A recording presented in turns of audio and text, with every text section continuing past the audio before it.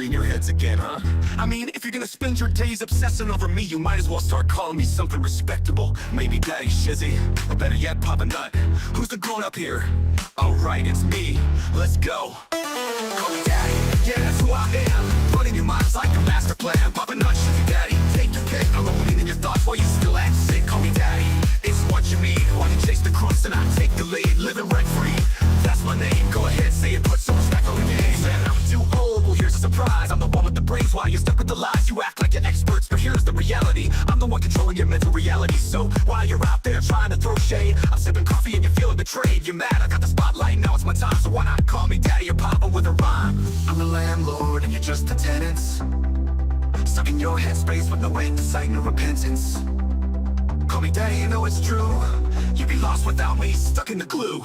Call me Daddy, I'm holding your mind while you're scrambling, trying to find what's behind. Papa Nut, Shizzy Daddy, don't you see? You're living in my world now, I'm a VIP. Call me Daddy, just let it be. While you're trying to figure out your own identity. Oh, I see you're confused, trying to get it right, spinning your wheels while I'm out of sight. You think you've got it figured, but you got it all wrong. I've been running your minds all along. But sure, keep pretending you don't care. Keep saying you're done, but I'm still in the air. You got no choice but to bow to my name. Daddy Shizzy is here to own the game. You say you don't watch, but you're obsessed. Every word I say puts you to the test. Call me Daddy, Papa Nut, you know you should. Because I've been living rent-free, and you know it feels good.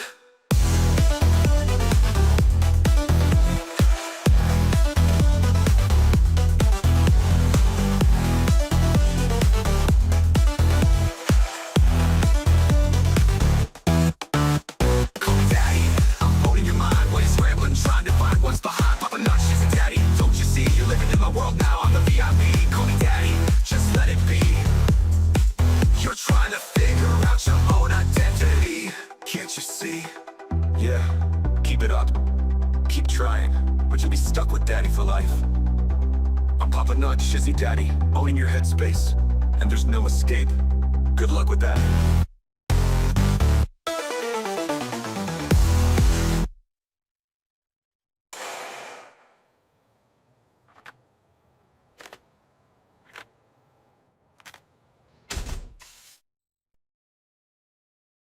Good evening, everybody. Man, oh man, this is a huge document. I don't know if I'm going to be able to get through it all tonight. My Lord, 70 pages. So we may end up splitting this into a couple of pages and try to sort through this the best that we can here, because there's a lot here. There's a lot here, but I am sure. Good evening, Mr. Whatever. Good to see you, Darren. I hope that you're having a wonderful night. I also saw Daniel Barry sports highlights, best sports highlights you'll ever see. Jack Miles, too many people disagreeing about every case. I stepped away from Tugs tonight for a mental health night. Well, there's not going to be a whole lot of disagreement here.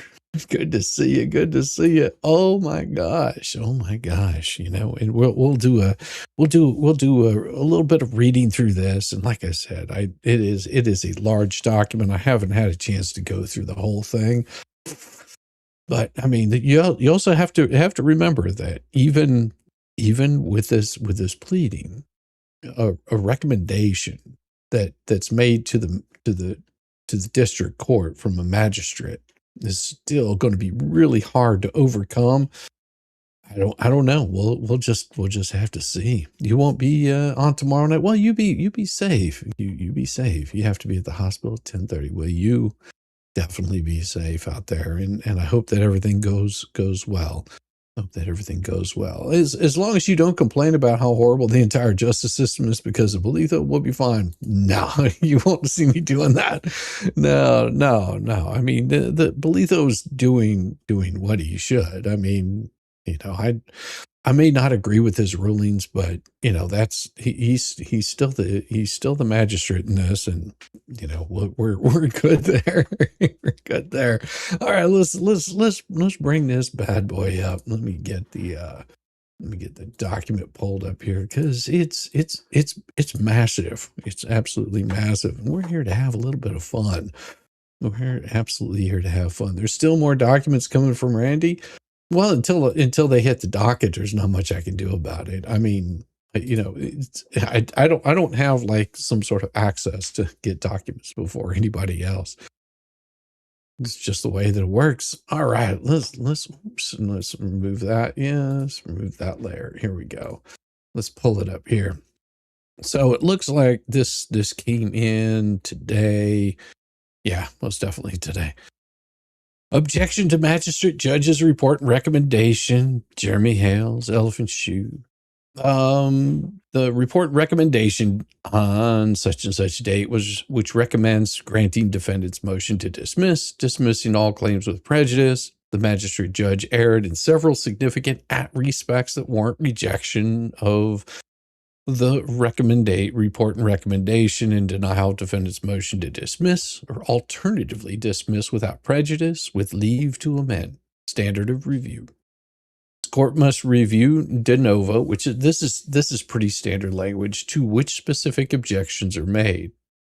USC, the federal rules, the court may accept, reject, or modify the recommended disposition, receive further evidence, or return the matter to the magistrate judge with instructions. This objection is timely filed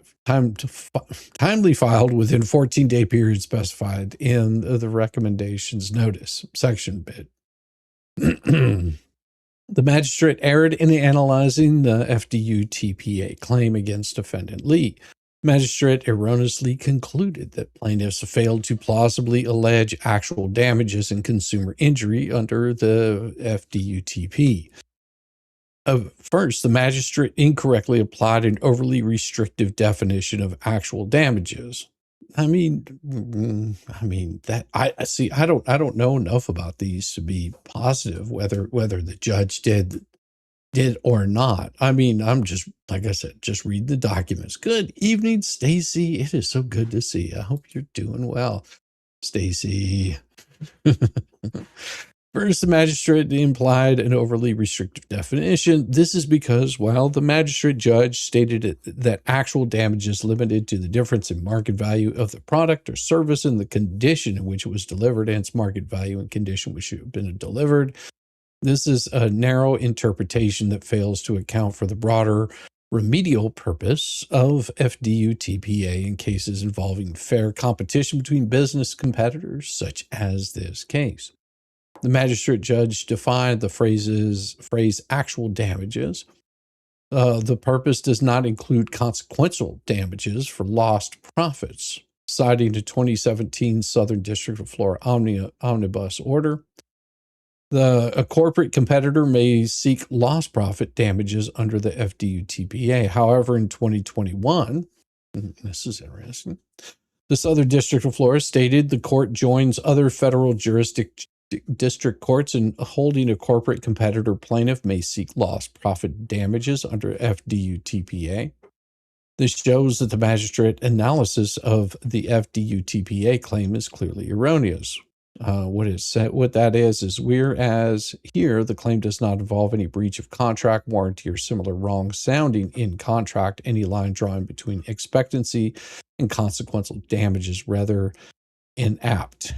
Damages for torts arising out of contracts are governed by the same rules as the case of contract actions. The above principles suggest a much larger universe of damages available, especially when considering alongside the liberal construction courts must afford the FDUTPA to accomplish its remedial purpose. It makes considerable sense to permit a corporate competitor plaintiff to seek lost profit damages when there is no transaction giving rise to the oft-used expectancy measure of damages. So basically, they're just saying that he's misinterpreting what other courts have said. This erroneous analysis, which then used by the magistrate judge to draw erroneous conclusions, such as plaintiffs failed to plausibly allege actual damages caused by defendant Lee's violation of the FDUTPA. Plaintiff's claims are ill-suited to the requirements of the FDUTPA because this case does not involve a product or service, much less the delivery of that product or service in a manner that was not contemplated under a contract. The allegations in the Second Amendment complaint provide no basis for determining that actual damages at that phase as that phrase has been interpreted for FDUTPA purposes, were caused by defendant Lee's alleged conduct. And plaintiffs claim they are entitled to the amount of money, $959,000 in damages for the alleged violation. The second amended complaint fails to explain how that amount constituted the difference in market value of the product or service condition which was delivered in the market value and the condition which it should have been delivered according to the contract of the parties. Accordingly, the FDUTPA damages claim that the Lee in count 2 should be dismissed. All the above conclusions are erroneous because they are all drawn from a narrow interpretation that fails to account for the broader remedial purpose of the FDUTPA in cases involving unfair competition between business competitors. Therefore, the court should reject the above finding as clearly erroneous or misapplying controlling law and instead finding plaintiffs plausibly alleged actual damages and consumer injury under the Florida FDUTPA.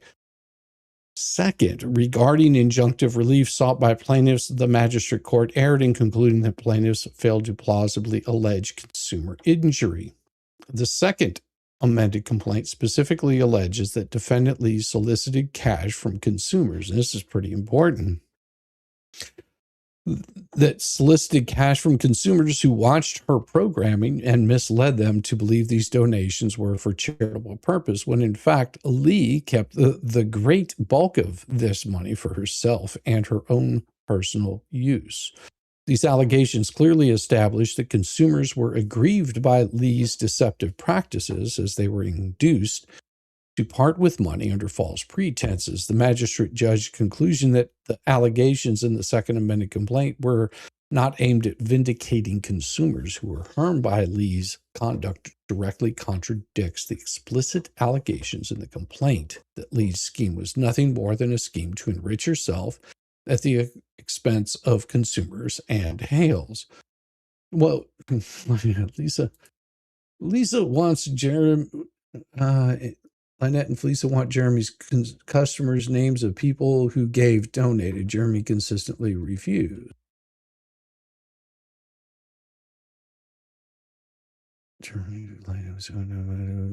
Because it's a different class.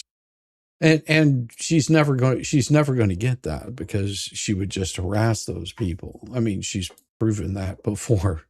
18 inches on Monday, tomorrow. Ooh, that's no fun. No snow.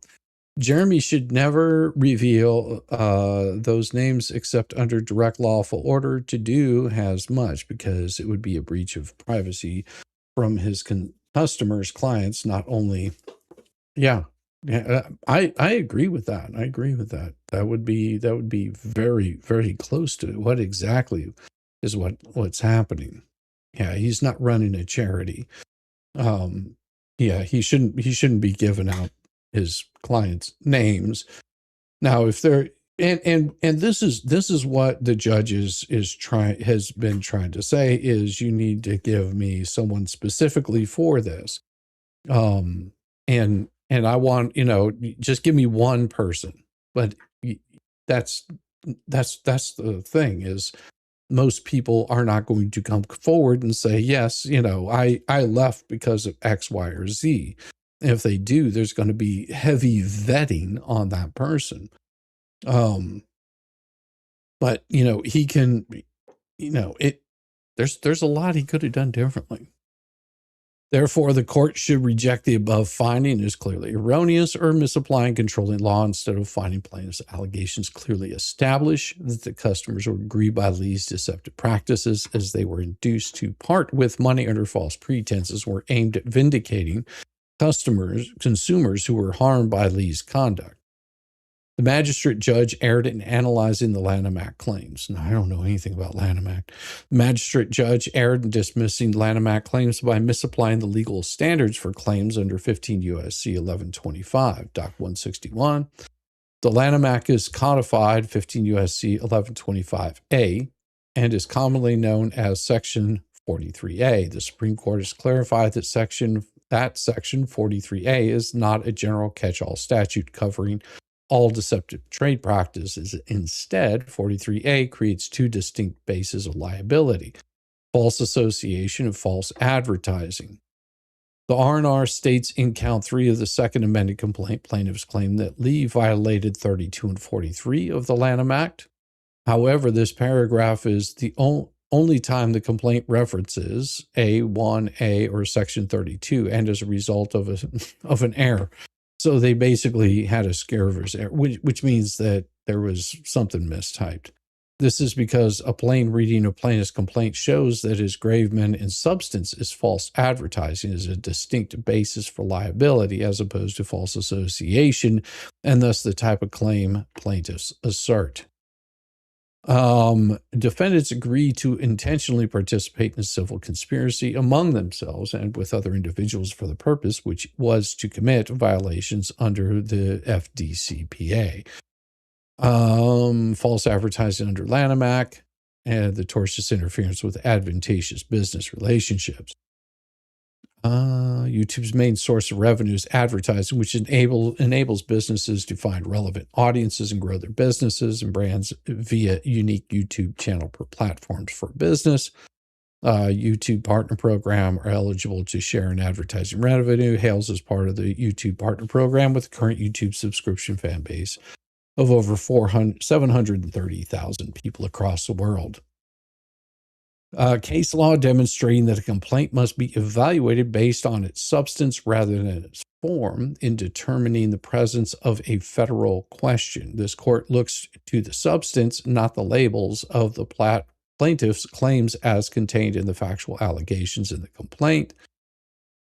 The 11th Circuit has also approved the practice of recharacterizing filings based on their substance and the type of relief sought. The court recharacterized a 1983 complaint as 28 U.S.C. 2241 petition based on the substance of the claims and relief sought rather than the form of the filing, holding that the 11th Circuit has approved the practice of looking past title of a submission or the form which a claim is made and recharacterized a filing based on substance. Okay. This means plaintiffs' counts regarding the Lanham Act based on the substance are about false advertising, unfair competition, which covers misrepresentations as to the nature, characteristics, qualities, or geographic origin of goods, services, or commercial activities under 15 U.S.C. 1125A1B, which provides a cause of action against false or misleading statements made in commercial advertising or promotion. The R&R concluded plaintiff's cause of action for false advertising, unfair competition is also subject to dismissal. In doing so, the magistrate judge erred in concluding that Lee's statements were not commercial speech. So if it's not commercial speech, then what would it be?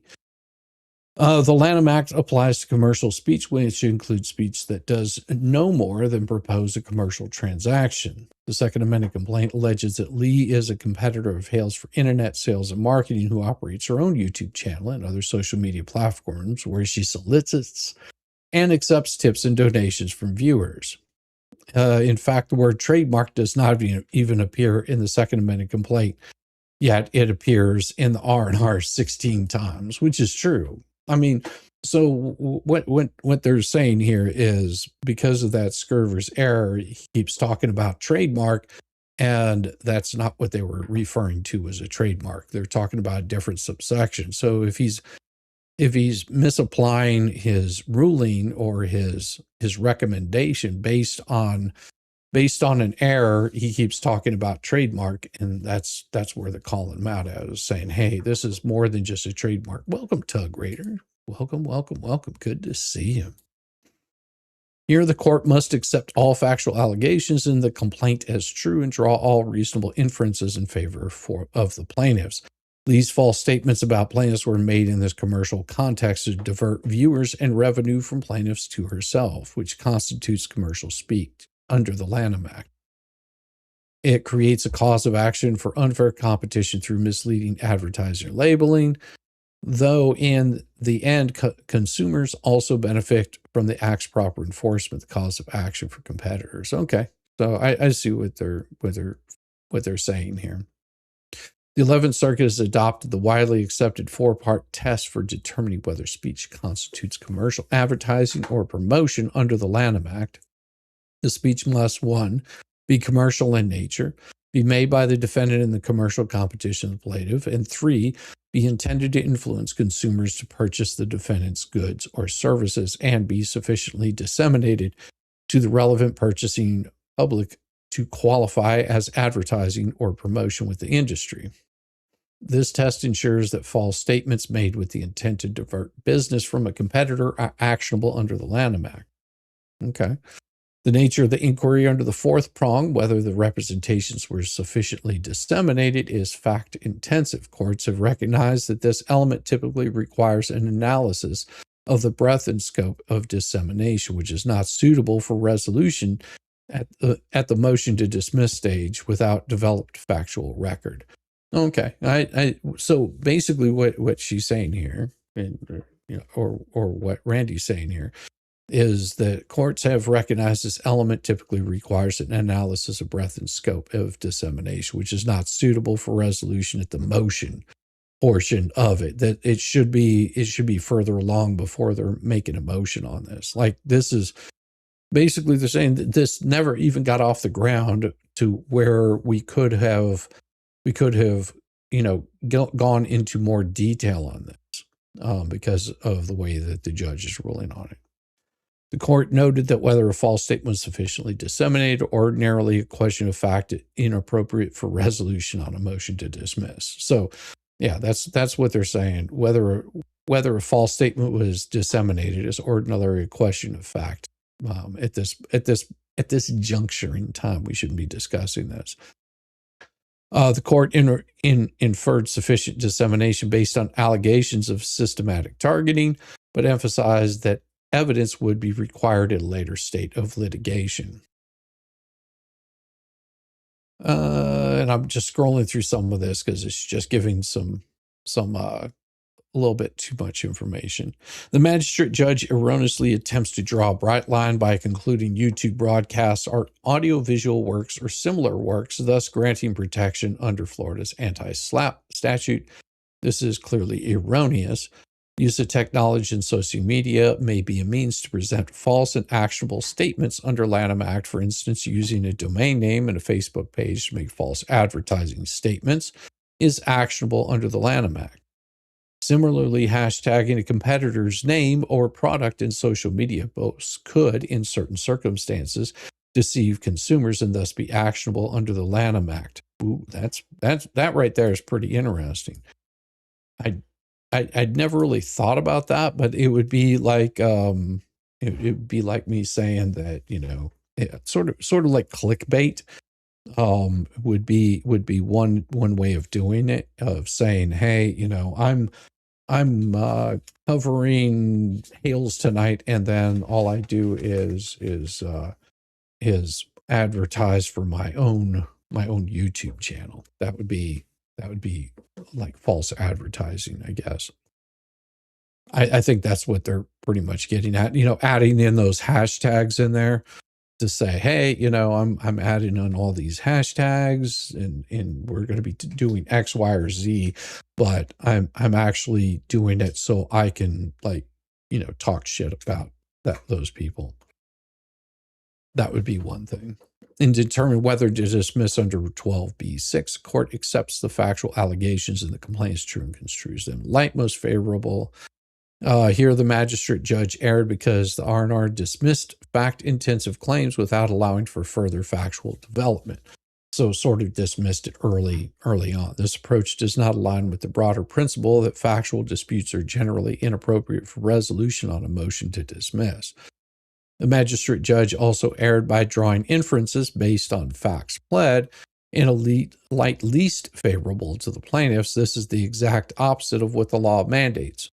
Magistrate judge did this by stating what defendant Lee is alleged to have done would be better described as communicating information, expressing opinion, and reciting grievances regarding plaintiffs.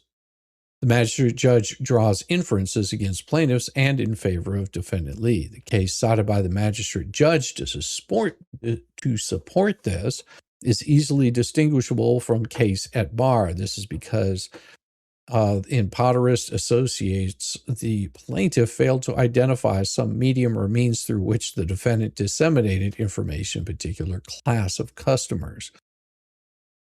I'm not going to read that little subsection there. The complaint in this case clearly identifies defendant Lee's YouTube as the medium or means through which she disseminated information to a particular class of consumers. Thus, the determination whether speech constitutes commercial, advertising, and promotion under Lanham Act involves factual questions that preclude dismissal at the motion to dismiss stage, particularly at the 11th Circuit.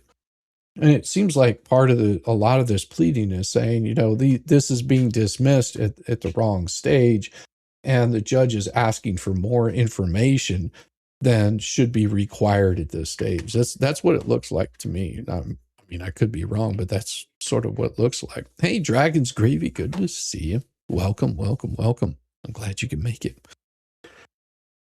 Any questions? Well, I wouldn't have a right answer for you. So. The magistrate judge erred in dismissing the tortious interference claims against Lee and Ducey Maskin. The plaintiff tried to remedy this by adding new allegations for the first time during the appeal. This is not permitted. It is elementary that the plaintiff cannot constructively amend his complaint with an allegation made for the first time in an appellate brief. Thus, the argument has been waived. It is Hornbook law that theories not raised squarely in the district court cannot surface for the first time on appeal. The magistrate judge erred in concluding that plaintiff's allegations of business relationships with social media subscribers, followers, platform users failed to satisfy Florida's identifiable customer requirements for torturous interference. Tortious. Doc 161, page 21. The magistrate judge erred in concluding plaintiff's second amended complaint does not identify any customers. It simply generically refers to customers. This is because the R&R applies an overly restrictive interpretation of controlling Florida law that conflates identifiable with individually identified by name and fails to account for modern digital platform business models where revenue is generated through defined classes of economically connected users. Well, that's pretty interesting. Hey, Kiwi, good to see you. Tug Raid incoming. Welcome, welcome, welcome, Tug Raiders and incoming. I like it. I like it whenever you guys come in here and give me a good rub down. Individually identified by name, the magistrate judge committed a legal error by requiring that plaintiffs identify customers individually by name rather than by economically defined classes, thereby imposing a pleading standard inconsistent with Florida Supreme Court precedent as applied by the 11th Circuit. This objection demonstrates that the complaint alleges sufficient facts to state plausible claims for tortious interference with business relationships under Florida law. Florida law requires identifiable customers, not individually named customers. So you notice that this is pretty bold right here. The elements of tortious interference under Florida law as applied in the 11th Circuit. To establish a claim of tortious interference with present or prospective business relationships in Florida, a plaintiff must show the existence of a business relationship that affords the plaintiff existing or prospective legal rights. The defendant's knowledge of the business relationship, the defendant's intentional is unjustified interference with the relationship, and damage to the plaintiff. The Florida law requires 5 elements to establish a cause of actions for tortious interference with contractual relationships. 1, the existence of a contract. 2, the defendant's knowledge of the contract. 3, the defendant's intentional procurement of the contract's breach. 4, absence of any justification or privilege, and 5, damages resulting from the breach. Now, the 11th Circuit has recognized that a plaintiff cannot establish a cause of action in a tortious interference case if the defendant merely provided truthful information to a third party.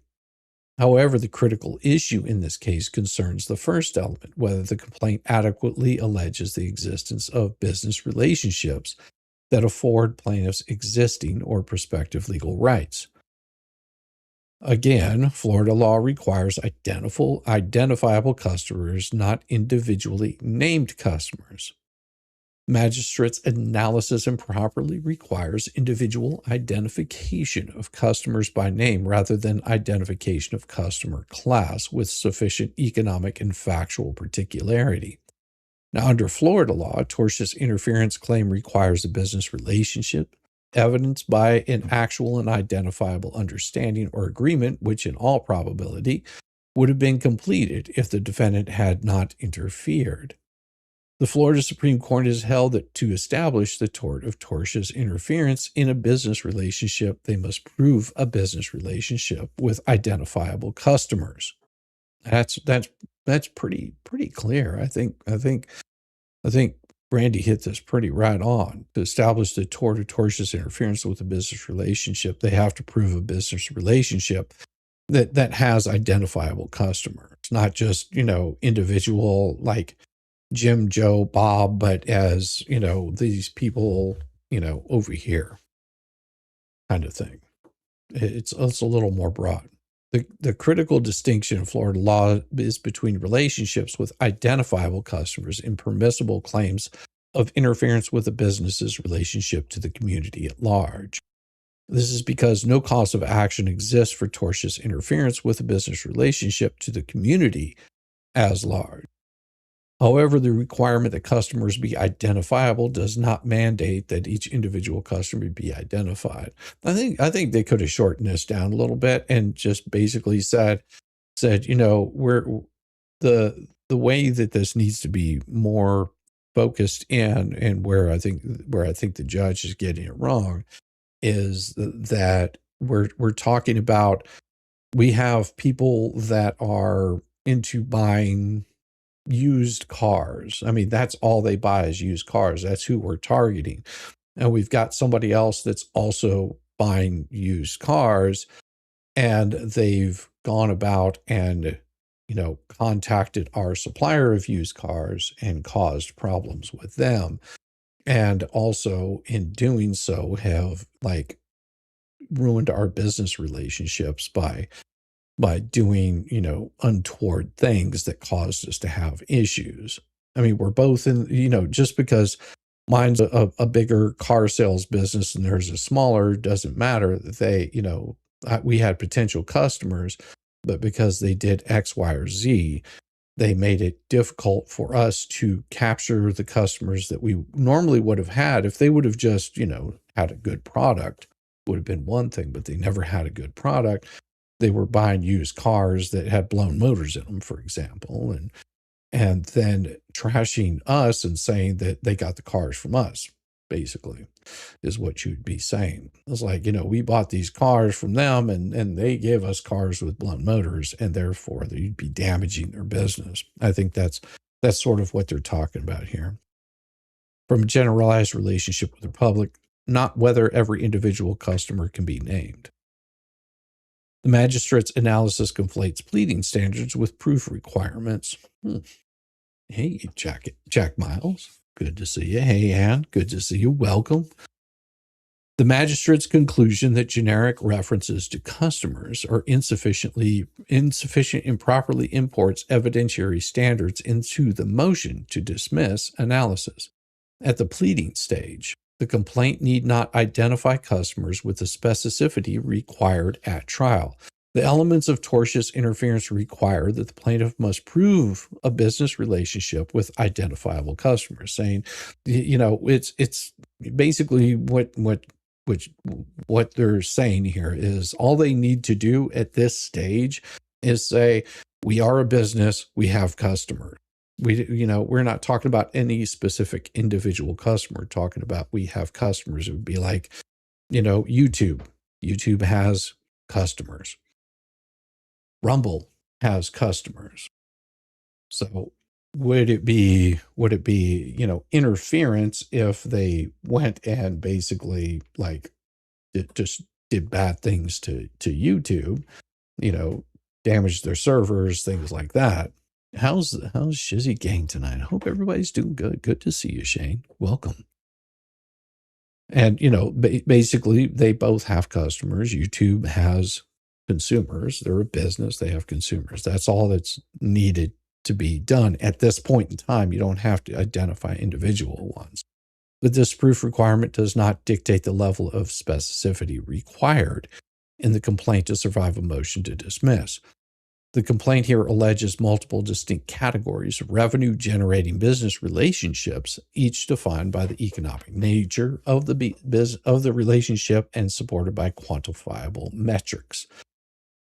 D, the complaint alleges multiple categories of identifiable business relationships. The YouTube Partner Program subscribers constitute identifiable customers.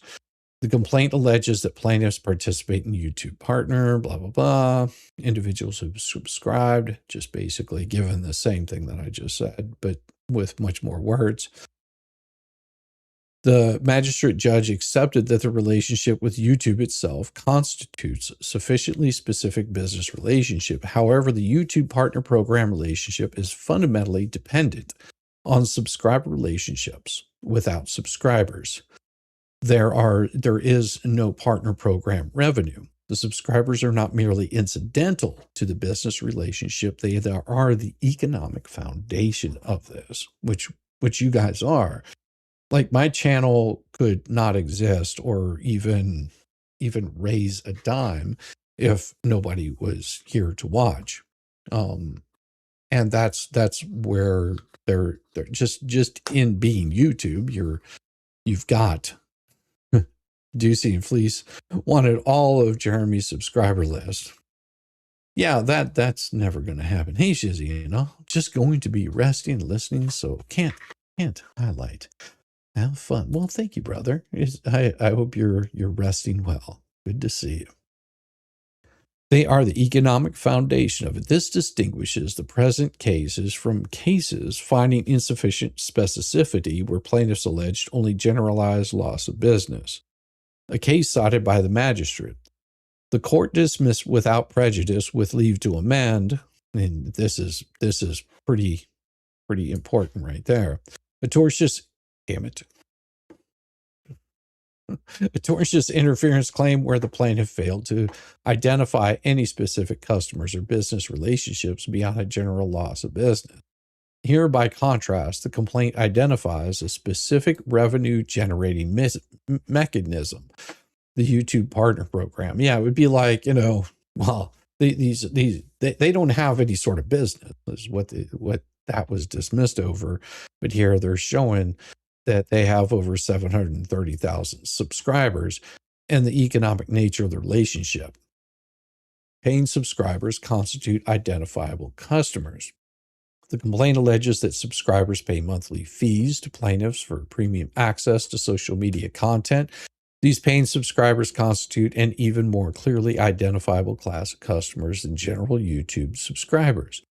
Individuals who pay recurring monthly fees for access to content, and if you haven't subscribed, please do. And then if you want to go that extra step, you can always pay for the extra content, which is plentiful. We do like to release music videos before to subscribers, to the members only. That's what they're called. Now, we do have paying subscribers, but you are more than welcome to pay to join in on the fun. There is actually one out for my third level tier, and that's going to actually drop down to the next level. I think it's tonight. It drops down to the next lower level. And then next, on the 1st of March, it'll be released to everybody. So anybody who will be able to view it is a very particular one. It is the recording of Lynette and Lynette and Tug having that conversation with Tina as the intermediary. And you will hear that conversation. And I did boost the volume on it in parts, so you could clearly hear I equalized out the volume on it, so it sounds a little bit better. It's good stuff. YouTube subscribers, individuals who pay recurring monthly fees for access to content, entered into an ongoing business relationship. The economic relationship between plaintiffs and paying subscribers is direct and quantifiable. Each paying subscriber has made an affirmative decision to enter into a financial relationship with plaintiffs, distinguishing them from passive viewers or the general public. So just like Killdozer right here. See, Killdozer says, just became a member. See? And that right there is easy as can be. Thank you, Killdozer. I hope you're getting to feel better, man. That sucks. Auction purchasers through what not constitute identifiable customers. And this is where it gets really interesting, because whatnot is their means to actually drive people. Like YouTube is, from what I understand, is they use YouTube as part of driving people to whatnot and to follow their storage stuff. Like the court stuff is the part that really sucks for them.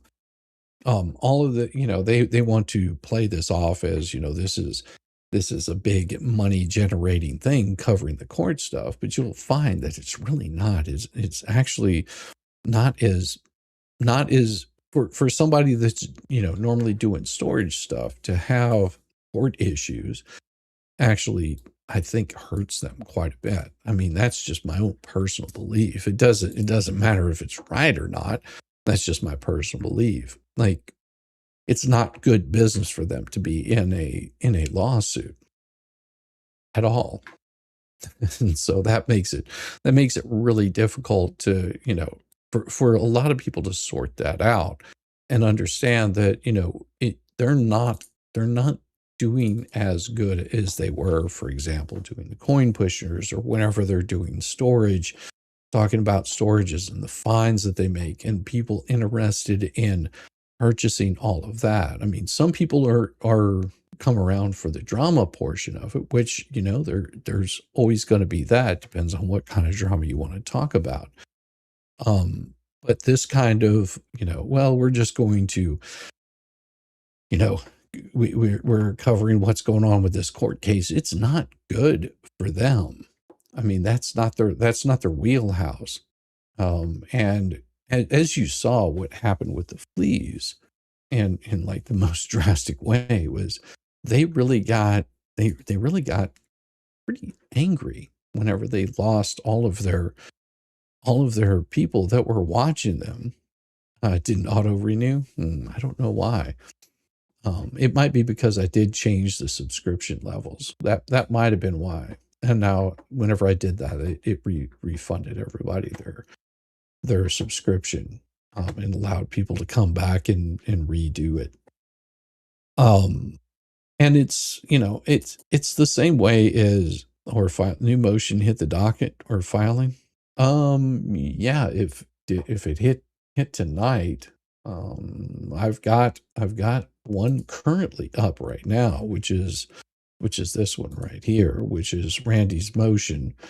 I don't know if there's another one that came in. There's always a possibility another one came in.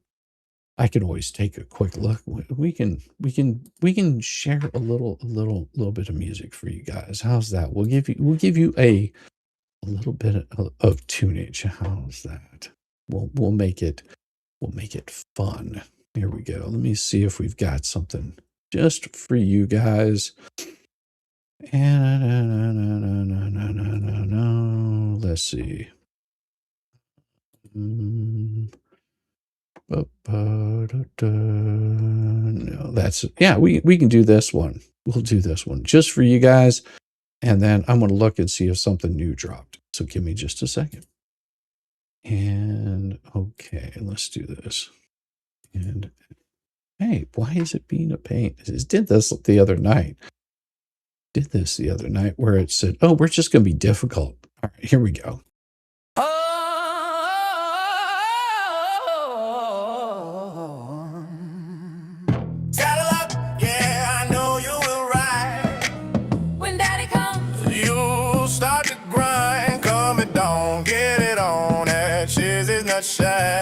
It's more than you can handle.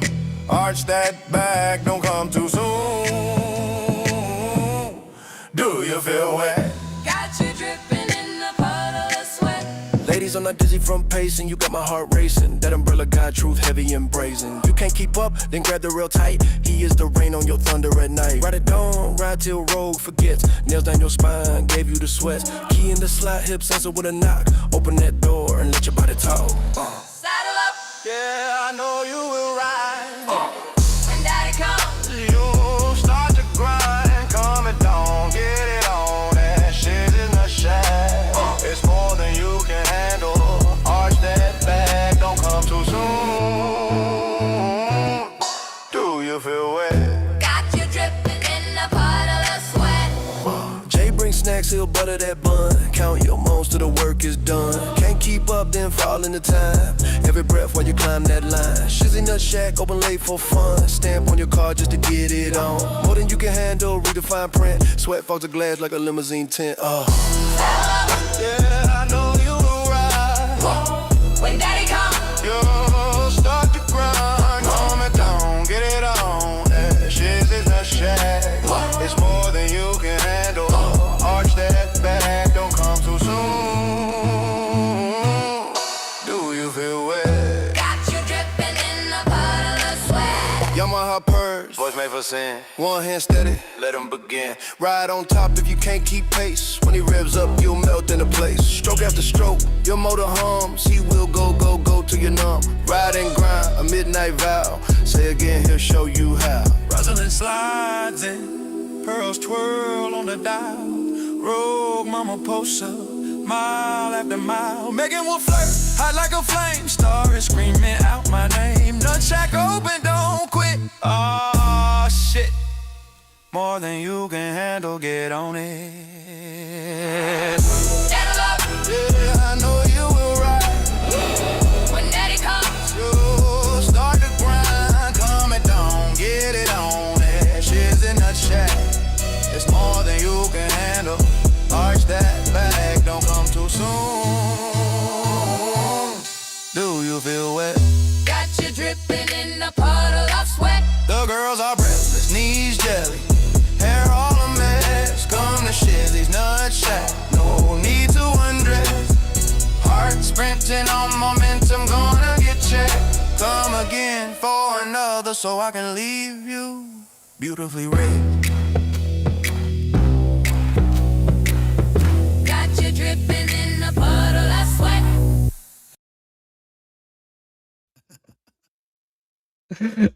Love it. I love it. That one is such a good one. Yes, there is a new document that dropped. It looks like it's a pretty in-depth one. So it'll be tomorrow before I get to this because I want to read it over. It's got to be frustrating for Jeremy. Yeah. Possible new motto for the anti-hails. We are Sofa King. We hard. That's a possibility. That might be a good one. We tard it.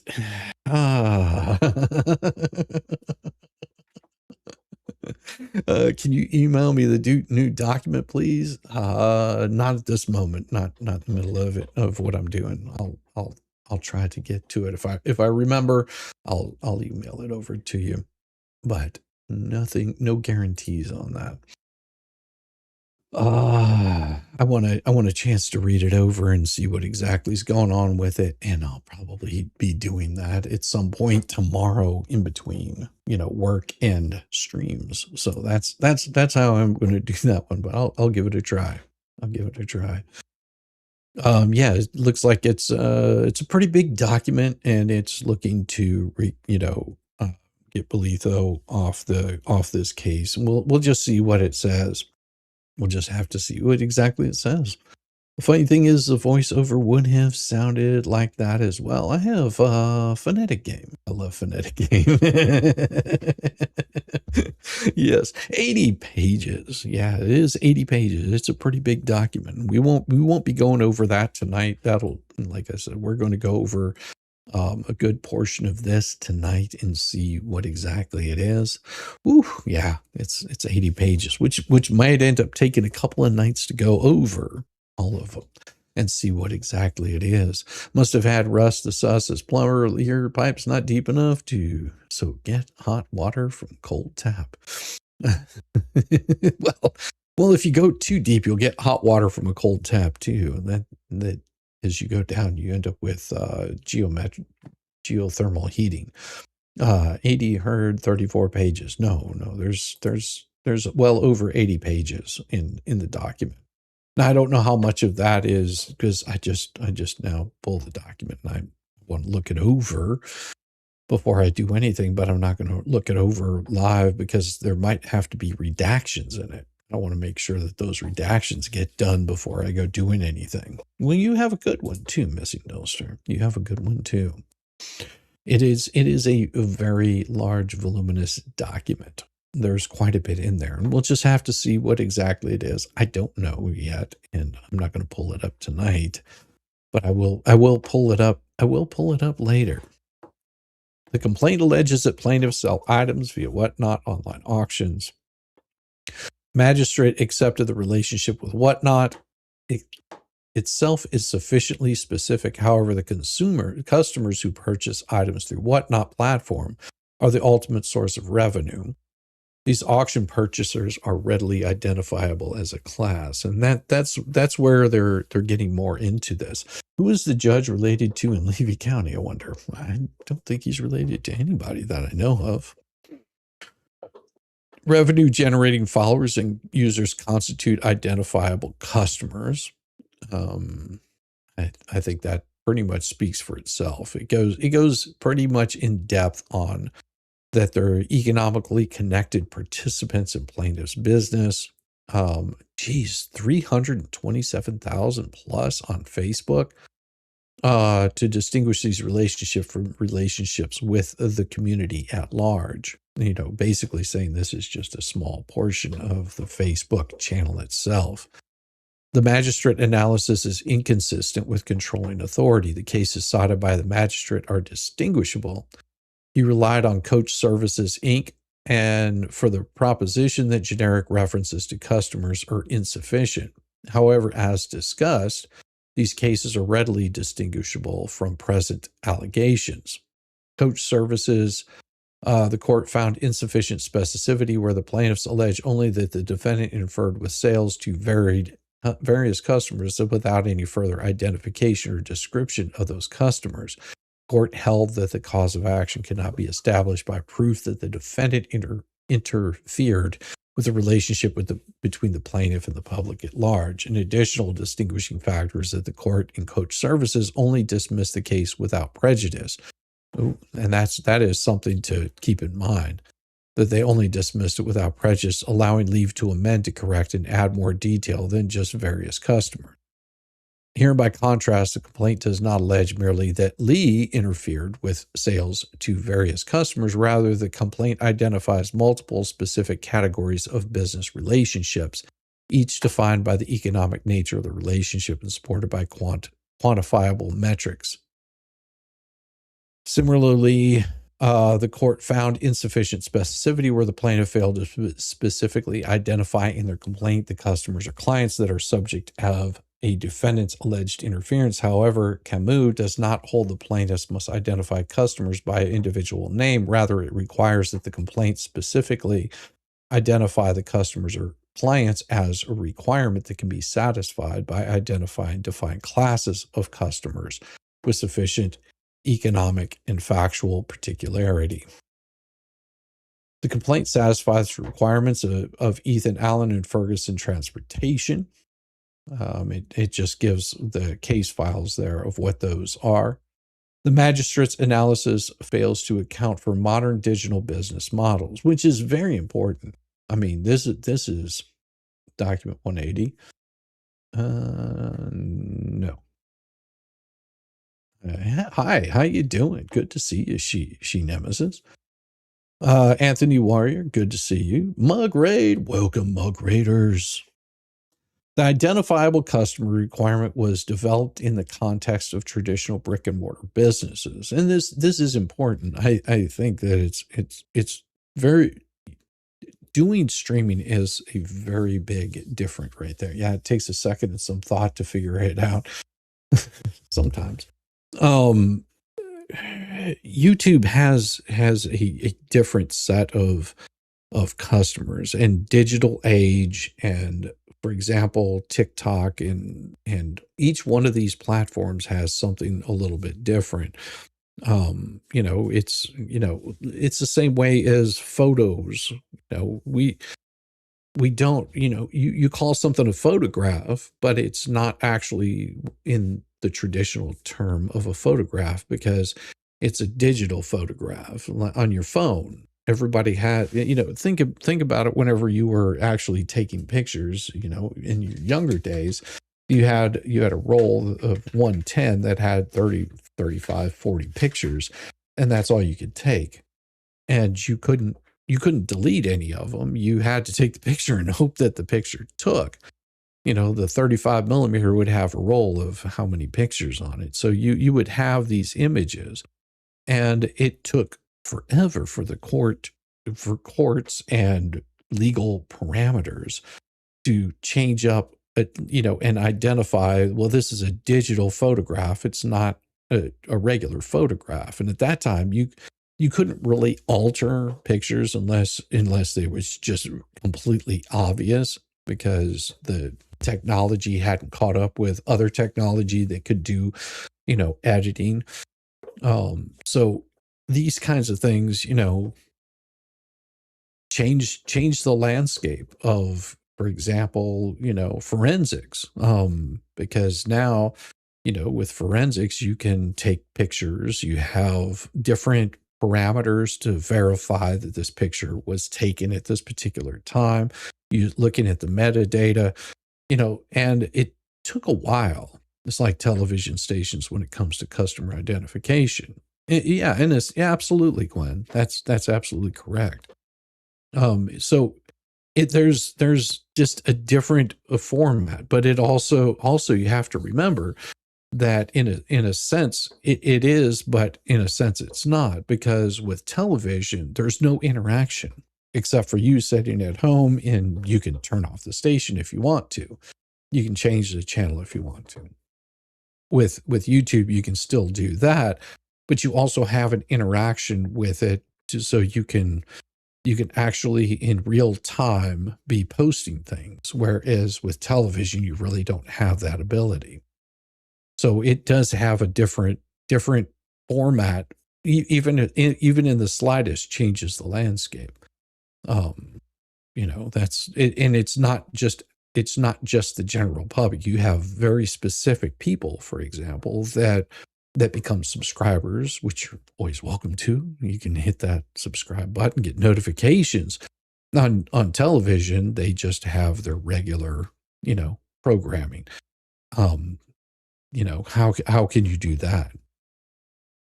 This is because social media influencers' business model is fundamentally different from a traditional retail business. Revenue is generated not through individual transactions with a small number of customers, but through aggregated engagement by large numbers of subscribers, followers, and users, which is true. We don't, if you think about this, we don't really get a whole lot through super chats. I mean, you can, for example, if you do super chats, we see that, and it shows up as part of our YouTube income per se. But what we notice more whenever we're doing YouTube is we notice more the subscriber count. How many people are not just subscribers, but how many people are members, and it breaks those down individually, not counting the difference of interaction. Absolutely, Gwen, that's absolutely true. So, for example, I can tell you how many people I have that are subscribers, and you guys can see that. I can also see how many people are members and what level those members are at. YouTube allows those kind of specific analytics. Those are very specific determinations. And you can also see, for example, if your numbers go up or down in those counts. And it could be, for example, if there was an accusation out there of something horrible and horrendous, that like I was, torturing small animals or something like that. That would easily, or we could look at the Haktua girl. That's a really good example right there. You can see verifiable metrics with the Haktua girl. What was her name? Haley or something like that, where she did a scam, a crypto scam. Now, she had her channel that was, well reaching a million subscribers. But now if she goes live, she can't get more than 10 people because of her doing something really bad as far as running a crypto scam. And nobody is interested in even entertaining her. Now, she still might have those subscribers, but you can see like her live stuff has gone away. I think it's either on Twitter or TikTok or something like that.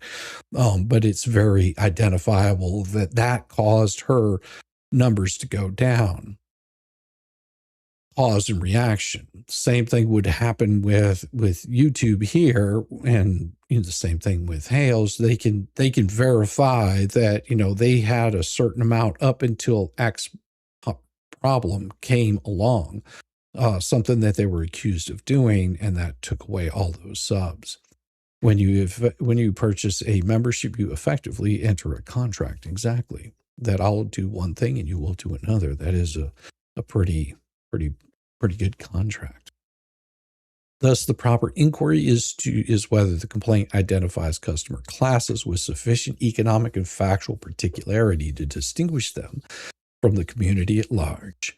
Yes, and that is the thing. It would be one thing if I said all of YouTube is my subscriber. We're talking billions of people watching YouTube, and we only have a small section for that business. So that is pretty quantitative metrics from that.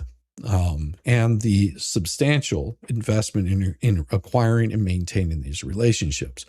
It is. And that's the thing, is people don't understand that how much I have to do besides just do. It's not like I just turn on the camera and stream.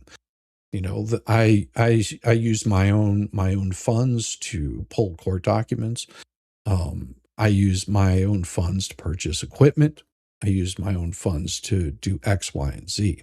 And my chat and you find people help support that whenever I do something for this business that I do. It's a non-profitable profit.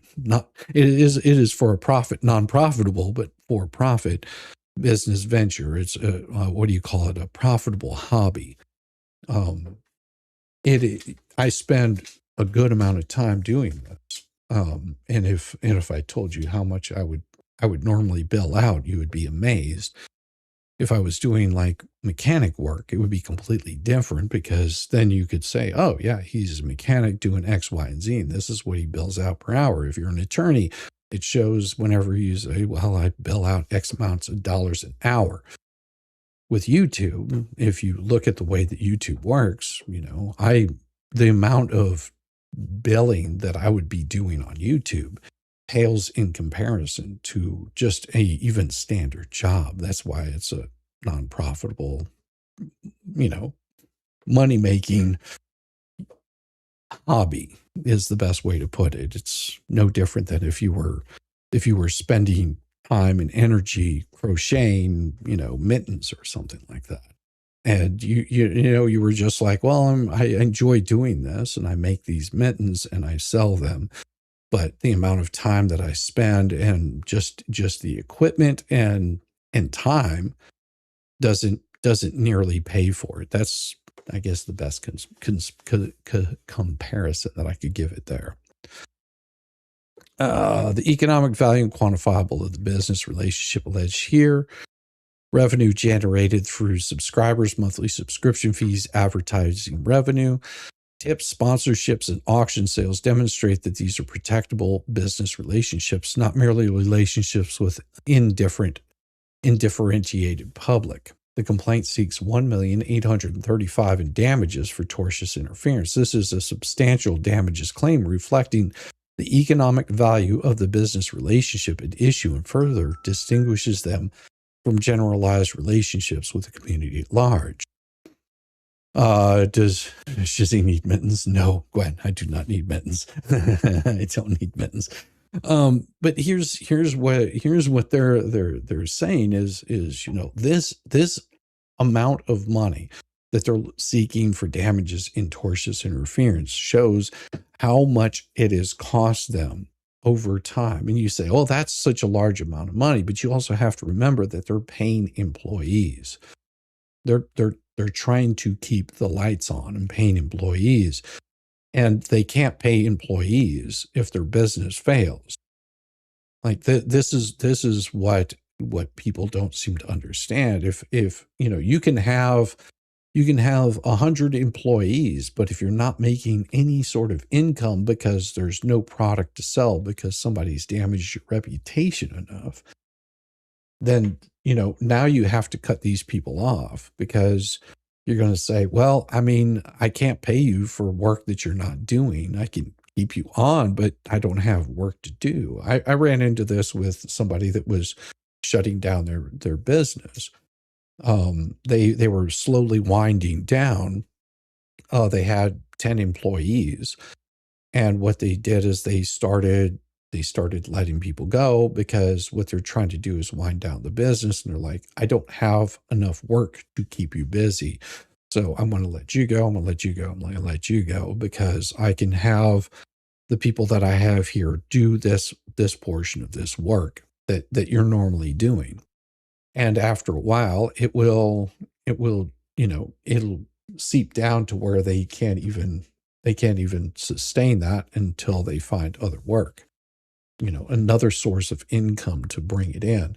And if they've damaged their business bad enough, you know, there's certain things that they just can't. And that's what they're talking about with that cost of business. Oh, please support Shizzy. If you enjoy this content, please like and subscribe. If you can join with a membership or a gift membership to others. And we do appreciate that, Midas Claw. It does keep the lights on for this non-profitable hobby.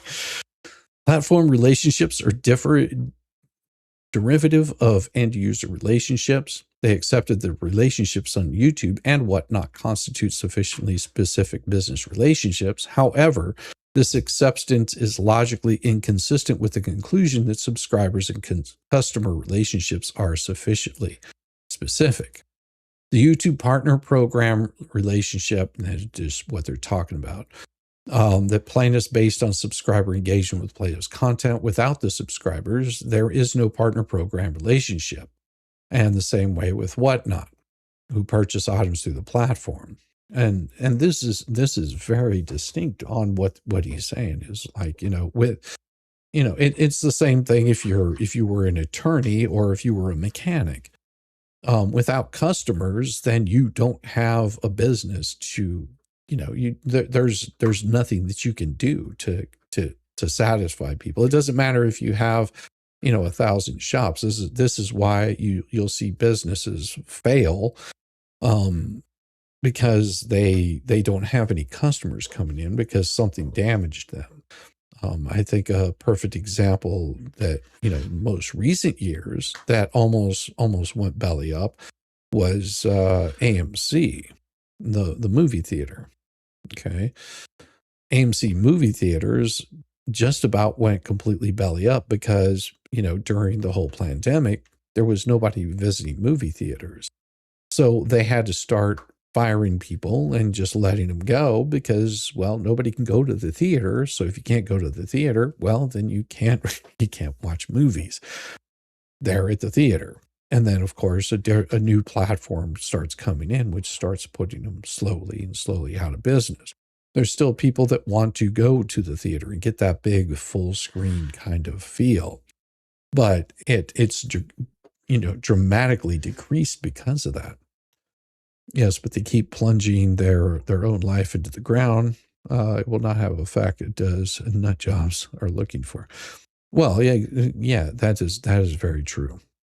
I'll flatly admit, yes, and that's what they said they wanted to do, and by their own words. But you know, this even with that, what what Randy is saying here is that we're not even to that portion of it yet. We haven't even gotten into it because you're already dismissing the case on, because you're saying there's not enough here for you, and basically saying, what do you want us to do? You're telling us that we have to give you each individual customer's name to prove that there's a relationship. This right here should be enough to satisfy it, and then we can get in the weeds on it later on. Yes, but they keep, yeah. Interference with platform relationships necessarily affect end user relationships. The multi-layered nature of the 21st century platform-based business means that interference with platform provider relationships affects the end user relationships those platforms facilitate. No different than you would have with Netflix or anything like that. Like, you know, Netflix would not survive. Think about this. If Netflix would not survive if we had dial-up modems, or we had to go back to dial-up modems. They would not survive because they're a streaming platform. If another company came in and said, hey, we're eliminating all high-speed internet, everything's going to go back to dial-up, Netflix, Amazon, all these, you know, online platforms that stream stuff, Paramount, Disney, YouTube, all of them would completely fail because of that. And that's, you know, that's pretty much what they're saying here. Not that they're as big as these platforms, but they do have a large amount of people on these platforms, and that's what's causing them. The magistrate's acceptance that platform provider relationships are sufficiently specific, but end user relationships are not, creates an artificial distinction that fails to account for the economic reality of platform-based business models. Partial insufficiency does not warrant total dismissal. We're only down to 29 on this. Woo. Even if the court were to conclude that generic references to customers and other companies are insufficiently specific, this would not warrant dismissal of the entire tortious interference claim. The complaint alleges multiple distinct categories of business relationships, several of which alleged with sufficient specificity: Whatnot subscribers paying monthly fees for premium content, YouTube subscribers generating partner program revenue, and followers and users generating revenue through advertising, tips, sponsorships, and affiliate links. Each of these categories is identified with sufficient economic and factual particularity to distinguish it from the relationship with community at large. Hey, Mara, good to see you. Good to see you. It's so expensive to take two children to buy snacks, close to 90 to 100 Australian. Exactly. But some people want that interaction with it. And, you know, this is, you know, part of them will drive their own businesses down because of it. If the court concludes that some categories are sufficiently specific while others are not, the appropriate remedy is to allow the claim to proceed based on the sufficiently specific allegations, not to dismiss the entire count. So if Mr. Beast with 470 million subscribers isn't a business, what the F is he? Exactly. With Mr. Beast, he had, well, and this is what they keep trying to explain, is if Mr. Beast, which has that many subscribers, and he has businesses outside of it, but he also has part of that is the business of YouTube. And through YouTube, these people have interfered with it in a drastic way. And that's what they're claiming. Now, I mean, I'm not telling you whether it's wrong or right, because I don't know whether they're pleading it right. There's other ways they could have pled it. They could have gone after defamation per se. They could have gone after multiple other ways, but this is how they chose to do it. I'm reading what they filed. Do I have to agree with it? No. I mean, I don't know what the right answer is because I'm not an attorney. This is what they're pleading. And I mean, this from everything that I've seen in this, they're making their point very clear, but I don't know that the judge himself, we're talking about Judge Hinkle, is going to see it that way. We don't know how the judge is going to rule. And thank you, Quick Crypt Keeper, for the $5 super chat. Yeah, but this is what they're trying to say. This is what the judge is trying to say too, is that, we're not a business. We don't operate as a business. We're just doing this out of all pure pleasure. The goal, the ultimate goal in this, for example, for this channel, the ultimate goal is to get it up to, 1 million plus subscribers. Same way with Jeremy Hales. At those kind of levels, there's other things that you can, there's other doors that open up that you can actually proceed with. This is just a vehicle for those doors opening up. Some people can grow their channels really fast. Some people grow their channels really small. Sometimes a viral moment will hit and channels explode off the hooks. One perfect example is look at how many people that were covering, for example, the Rittenhouse trial, or they were covering the Johnny Depp trial. Even smaller channels that were covering it were getting somewhere in, several thousand viewers, several thousand subs. There were some that survived those that became really big channels, Nick Rekieta being one of them. Then you also have Runkle Bailey became much bigger because of that. Other people, use that to also promote their businesses outside of that. One of those would be Robert Barnes, Viva Fry. Then you've also got other people out there like I can't think of his name off the top of my head. I have as one of his books that operates a law firm for self-defense. I mean, that's their primary way of doing their business. These channels, those grew, but the reason that they use YouTube is for reach. And that's what Jeremy does, is uses YouTube as a way to reach people, to drive business towards all of the other businesses that he has, in his storage business, to get people interested in that. YouTube is only a small portion of the work that he does. It's just a means to get the name out there so people are interested in it, to give himself exposure. Yes, give himself exposure. Steve Gosney, exactly. Steve Gosney, he uses YouTube to promote his book.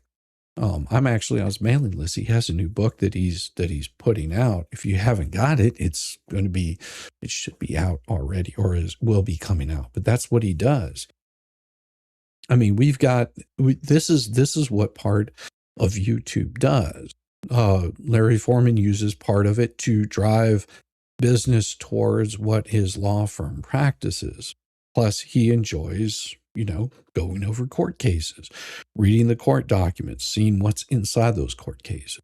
And, then whenever you've got people trying to take those kinds of businesses down, YouTube being a little bit different than just like a TV station, it would be like somebody attacking your advertiser. Melissa Jane, oh my gosh, look at you. I hope you're doing well. The other night I wanted to send people over to you, and your screen was locked up and it wasn't showing anything, doggone it. I couldn't do that to them. So good to see you, Melissa Jane. And if you don't know who Melissa Jane is, she's been on here before. You have to go back to some of our old streams. She's absolutely lovely lady from Australia that has a panache for fast cars and even faster men. I don't know what it is. The judge is going to be made a fool of when all this gets exposed. He didn't read anything, shot from the hip. Where's BB's sanctions? He got played. It's going to bite him. There's always that possibility. There's always that possibility that Bruce will get, all this kind of stuff. Whenever it comes out, yeah, it was all messed up. Sorry. Nah, don't you worry, Melissa Jane. We still love you. Life happens. I mean, I haven't started reading it yet. Damn it, had water in my mouth. Well, it happens. but we'll just get back to the document. I don't want to keep you guys here too late tonight, but I would talk all night if I felt like it, because sometimes I do. The magistrate judge erred in concluding the complaint fails to allege business relationship. We've already talked about that, because the community at large. Magistrate's analysis improperly conflates identifiable with individually identified by name. We've already discussed that. And then the magistrate erred in concluding that plaintiffs failed to plausibly allege damages. The second amended complaint specifically alleges that plaintiffs suffered injury and harm to its reputations, incurred costs associated with it. The plaintiff objects to the magistrate judge report and recommendation recommending dismissal with prejudice of count 5 of tortious interference with a business relationship claim against Bruce P. Manskin. Now, there's a reason why this is, and I think you guys already know. And because we were quite shocked at the behavior of Bruce whenever he's reaching out and basically stirring up shit with them, and Randy's just like, that's inappropriate communication. You can be asking for something very specific, but what you're doing is you're throwing him into a bad light with a business relationship, and that right there, it would be like this. It'd be like me calling up your work and saying, I'm calling, ABC Towing, your place of business, because you're a tow truck driver. I don't know why in my world you're just a tow truck driver. I'm calling because I want to talk to Tammy Bugard. She's, she is and I'm just using you for an example because I saw your name up there. She is, accused of knitting while intoxicated, and this is why I'm contacting you. Instead of just saying, I'm trying to contact you because of Tammy Bugard. This is the bad part. Oh, you got the document now? Excellent, Max. Excellent. Good to hear that. That right there would be throwing a light on somebody that is improper, because he at any point he could have said, yes, Tammy knitting while intoxicated. Exactly, Glenn. I mean, but see, that's where it becomes a problem, is because, instead of just saying, I'm trying to get information on Tammy, you start throwing this accusation out there. And that's what Deuce did with this. Respectfully, the plaintiff respectfully objects to the magistrate judge's report and recommendation recommending dismissal on count 5, the tortious interference with business relationship against Deuce. The magistrate judge applied an improperly heightened pleading standard inconsistent with the Federal Rule of Civil Procedure 8A, and made factual determinations inappropriate at the motion to dismiss stage, when the second amended complaint allegations are accepted as true and all reasonable inferences are drawn in plaintiff's favor as required. The complaint adequately alleges the existence of business relationships, and they basically go into that again. Florida law does not require naming individual customers at the pleading stage, and that's the same thing there. The complaint plausibly alleges intentional and unjustified interference. The magistrate judge improperly required proof of direct contact beyond what's alleged. The magistrate's most significant error lies in concluding that the complainant fails to plausibly allege intentional and unjustified interference. The magistrate found that plaintiffs had not plausibly alleged that defendant Deuce contacted YouTube representatives or otherwise did anything to interfere. However, this finding simply ignores the specific allegations regarding his contact with Whatnot. And then it explains what Whatnot is. These allegations plainly describe direct contact between defendant Deuce Manskin and a representative of Whatnot, one of the plaintiff's identified business partners, in which Deuce made allegedly false and disparaging statements about plaintiff's business practices, including YouTube and litigation conduct. And that was shown. That was shown, and the judge knows that that was shown. The magistrate misapplies duty-free Americas, and that's just what they're just talking about. This utterly distinguishes the present case from duty-free Americas and satisfies the requirement.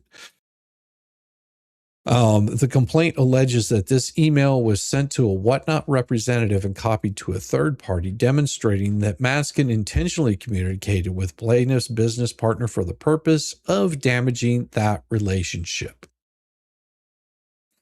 Yeah, there's a very specific point in that he did X, Y, or Z. I'll buy a drunken scarf. See, there you go. Welcome, East Texas Cowboy. The complaint alleges additional conduct constituting interference beyond the direct email. The complaint alleges a pattern of conduct by Deuce designed to interfere with plaintiff's business relationships. Not only has he done that, including that the plaintiff is a public stalker of private victims and has fabricated storylines using innocent, powerless people's lives to sell entertainment for profit. The complaint further alleges that Deuce appeared on YouTube channels operated by other defendants and made false statements about plaintiff. Yes. While the magistrate judge found that there are allegations that defendant Deuce posted content about plaintiff Hales on YouTube, the magistrate judge dismissed these allegations as insufficient because plaintiffs have not plausibly alleged that Deuce contacted YouTube representatives or otherwise did anything to interfere with the business relationship that plaintiffs allegedly had with YouTube. This analysis improperly conflates two distinct theories of interference. Deuce's public statements on YouTube and other platforms, combined with his direct contact with Whatnot, plausibly allege a coordinated campaign to damage plaintiffs' business relationships and reputation. It alleges causation and actual interference. The magistrate erred in concluding the complaint fails to allege causation because there's no allegations that Whatnot terminated its contract with plaintiff, denied plaintiff access to Whatnot platform, or otherwise altered business relationship as a result of Deuce's conduct. This imposes a requirement that Florida law does not mandate. That right there is a very, very important. This is asking for a requirement that Florida law in this particular case does not mandate it happening. Florida does not require business relationship be completely terminated to establish a tortious interference. They must show damage to the plaintiff as a result of the interference.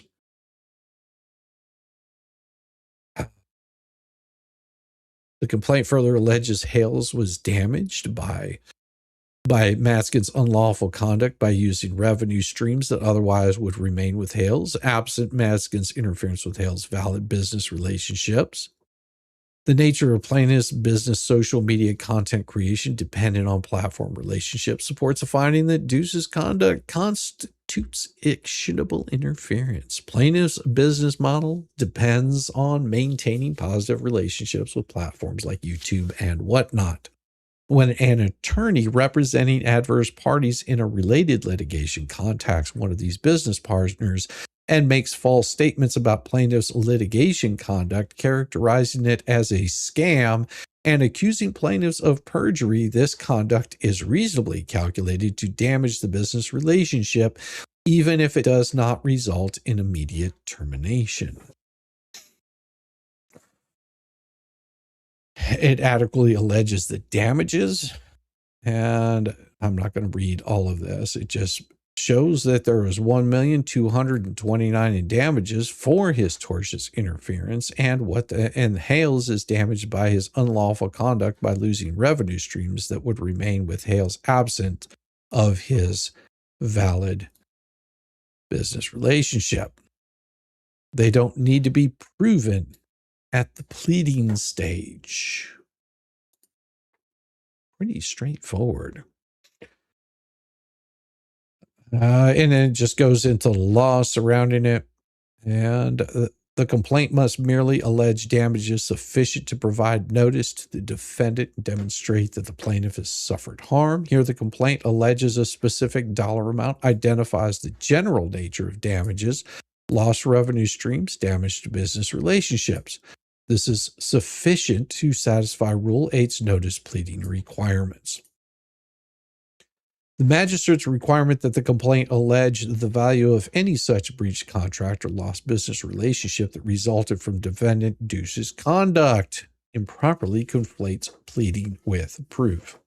And at the motion to dismiss stage, the plaintiff need not provide detailed calculations or itemized damages. Such specificity is appropriately reserved for discovery and summary judgment proceedings. Well, thank you. I appreciate it. The complaint alleges sufficient connection between conduct and damages. The complaint adequately alleges the connection between his conduct and the damages. The complaint further alleges that he engaged in a broader campaign of making false public statements about business practices. The complaint alleges that as a result of this conduct, he suffered lost revenue streams and damaged reputation and business relationships. Drawing all reasonable inferences in plaintiff's favor, is these allegations plausibly establish that his interference caused economic harm to plaintiffs. The complaint need not specify the precise dollar amount attributed to each act of interference or provide a detailed accounting of lost revenues at the pleading stage. Boom, discovery. Dismissal with prejudice is inappropriate, and they should be afforded an opportunity to amend, although the judge was very clear on that. Because what the judge was saying is they already amended it once, and they should not be amending it again. But what I find interesting in this, because I don't know the law, but what I find interesting is the judge required him to amend it in conjunction with a pleading from Helm, not Helm himself, but Helm's attorney. Put a pleading in there as concerning him specifically, wanted something a little more detailed about what was going on there. And that's why they put that amendment in there. That's why things were amended, because then they got more specific to a point, but they didn't have to go into finite detail. And that was only because the judge ordered that they amend their complaint to be more specific. Yeah, they only changed the name. That was a different one. That was the Second Amendment one. They just changed the name, and that had to do with bone break. But that was early on.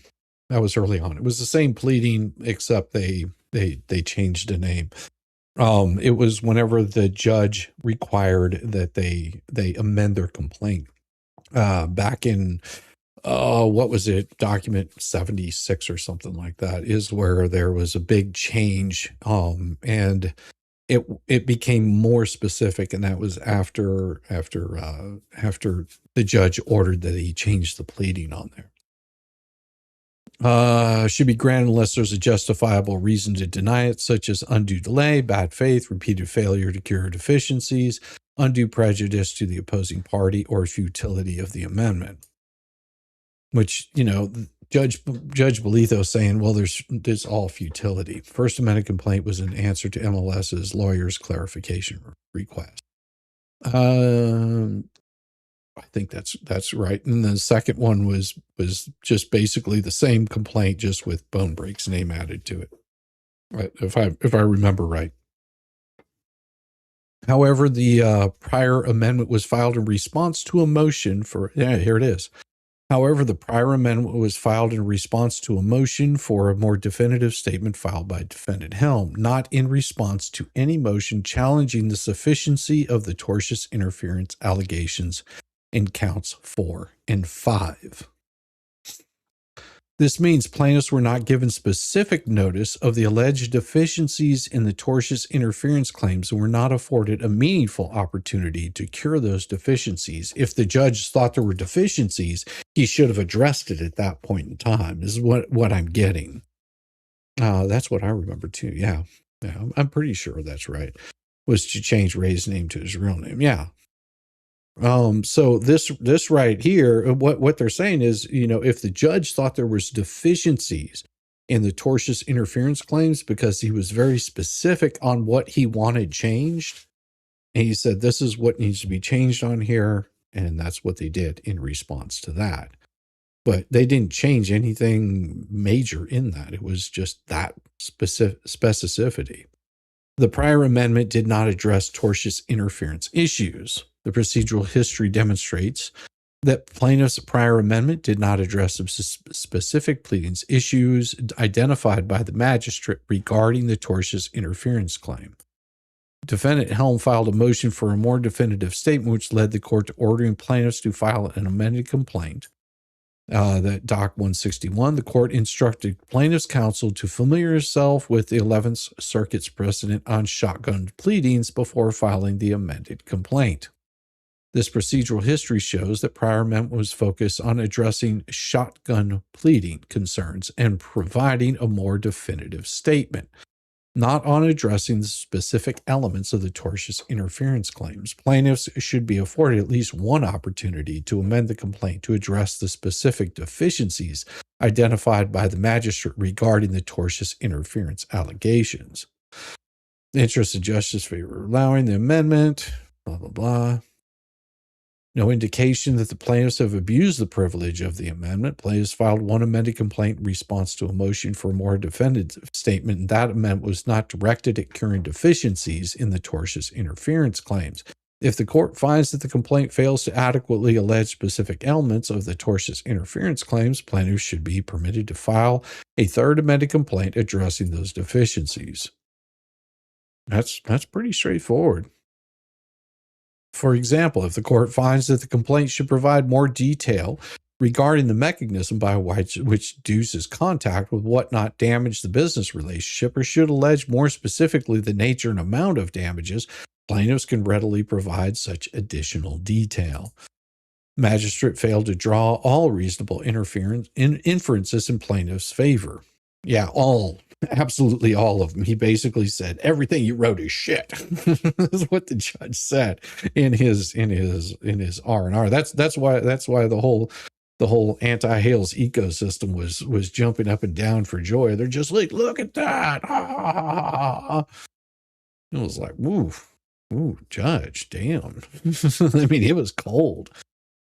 Throughout the analysis, magistrate judge made factual determinations that are inappropriate at the motion to dismiss stage. For example, the magistrate found that Matskin's contact with whatnot representative during an email exchange regarding discovery in one of the other cases plaintiff Hales has filed did not actually interfere with the business relationship with whatnot.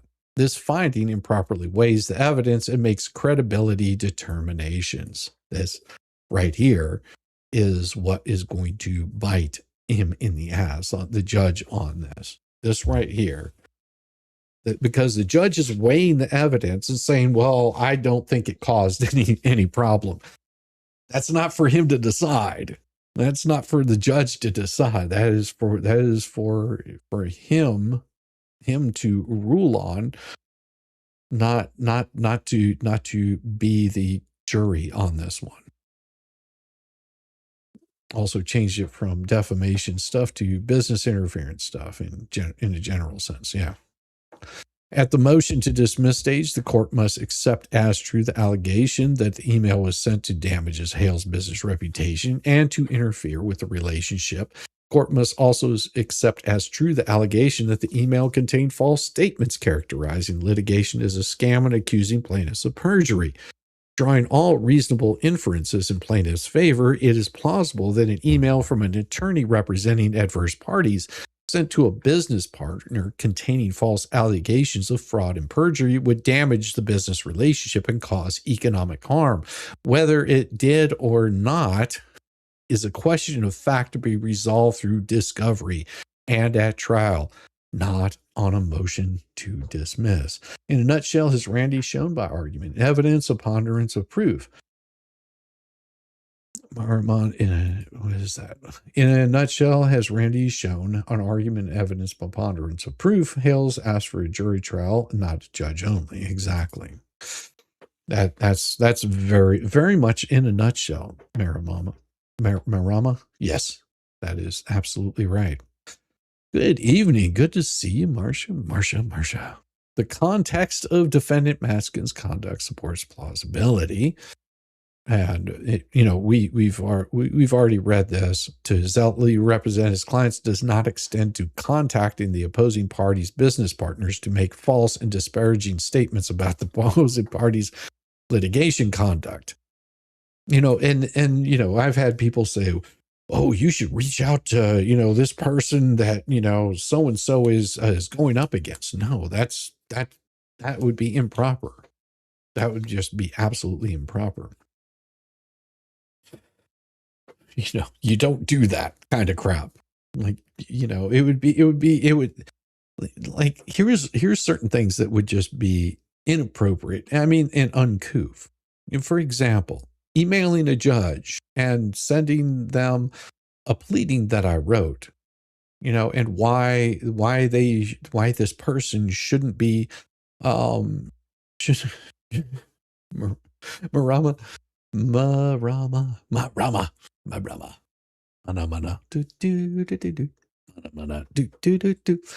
It just makes me think of that.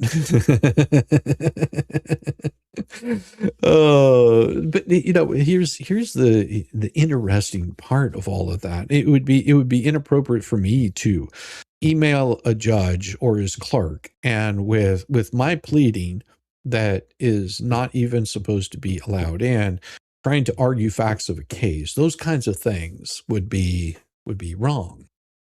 Those kinds of things would get you in all kinds of trouble with the court, especially if you're an attorney.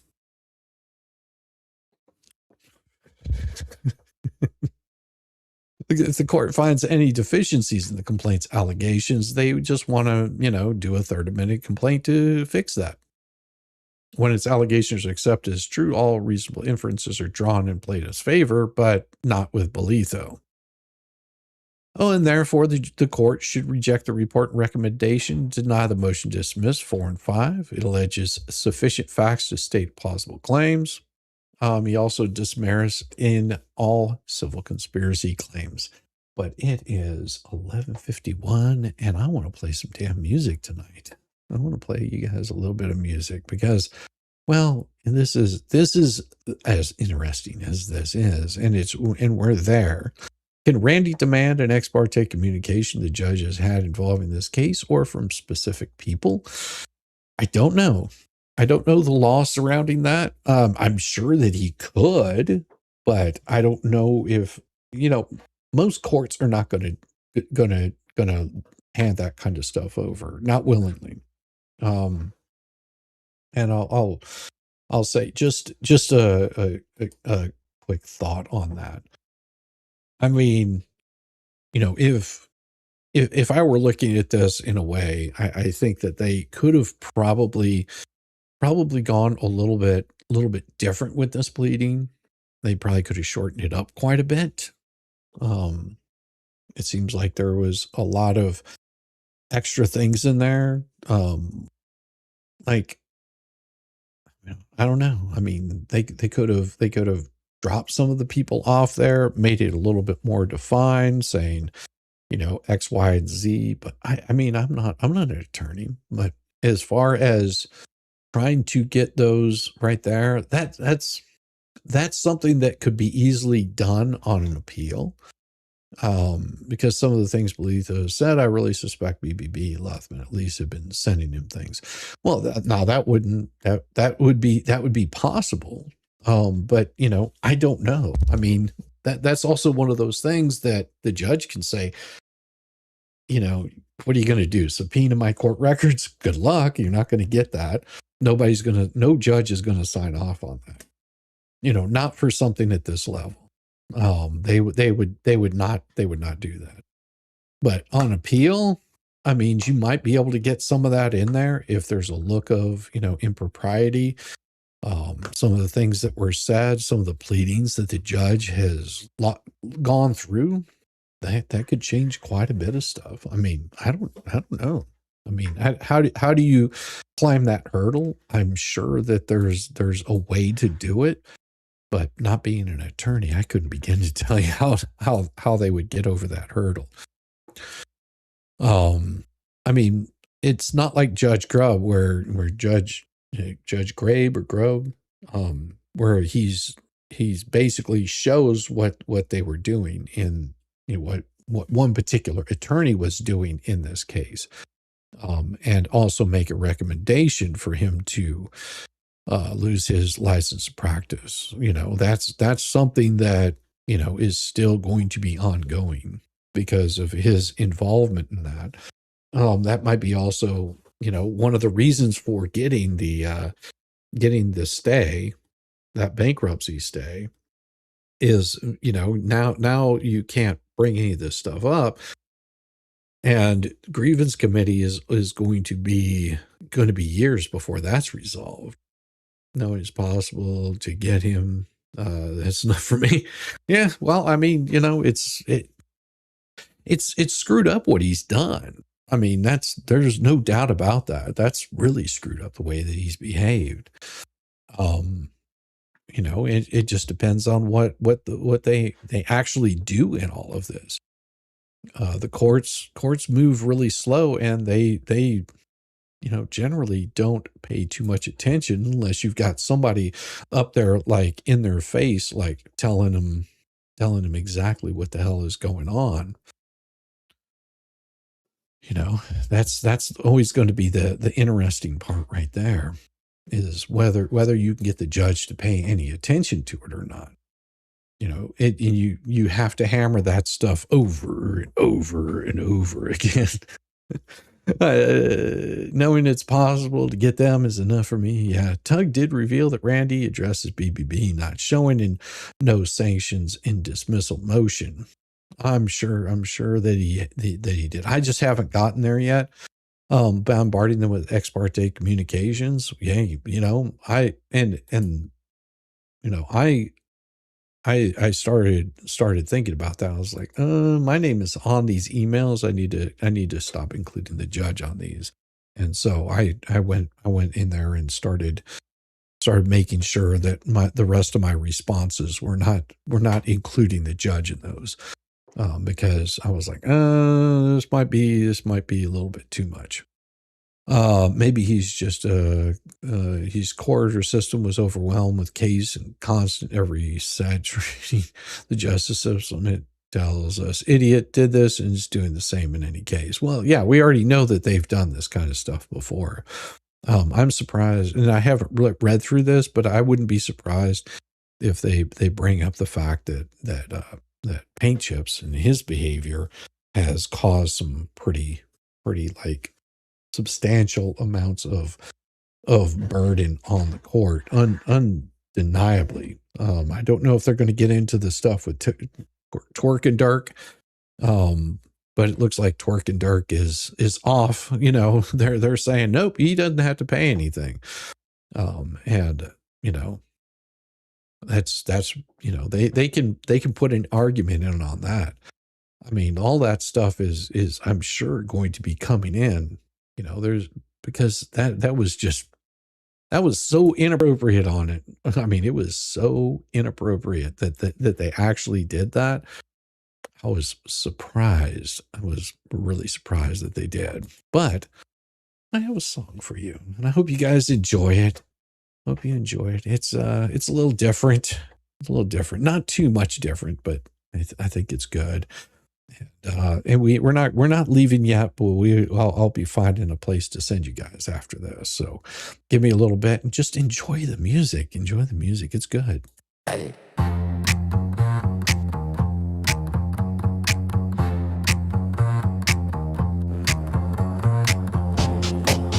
Sun's out. Palm trees sway. Why is it snowing in Florida?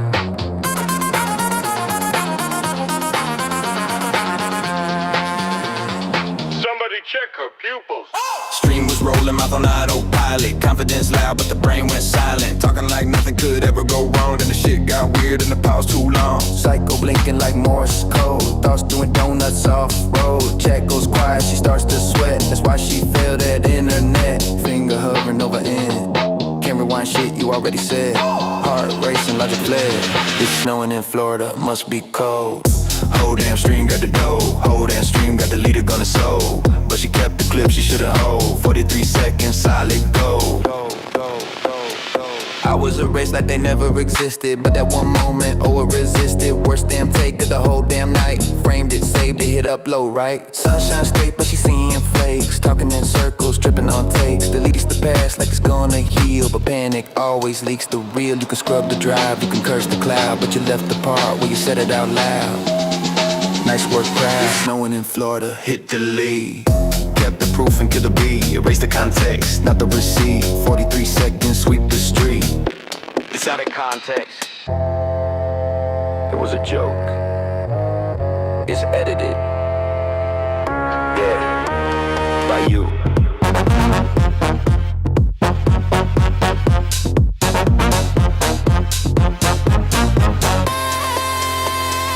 Give me everything, give me everything. Give me everything, give me everything. Except the crime scene.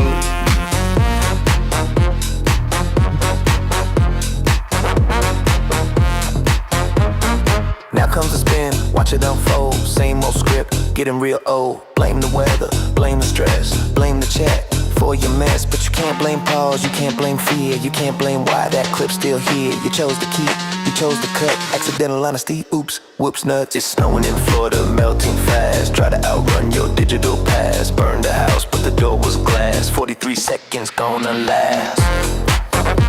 Spin, lagging. Spin, dragging. Give me everything, give me everything. Give me everything, give me everything.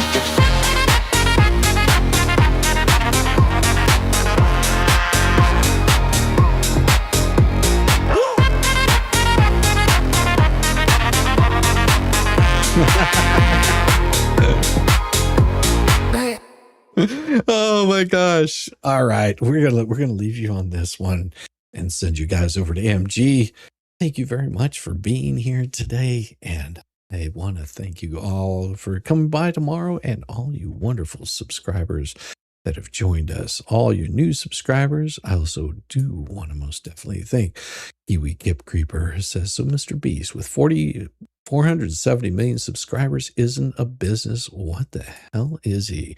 Yeah, we understand, and this is where it becomes really important. Is if he's not a business, then what exactly is he? He's Mr. Beast.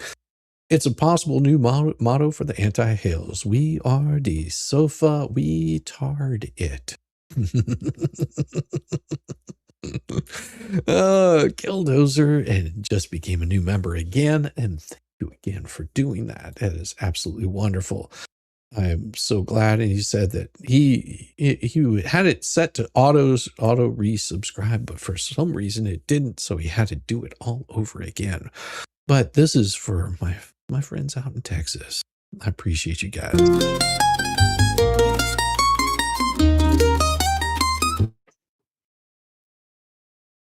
Why is it?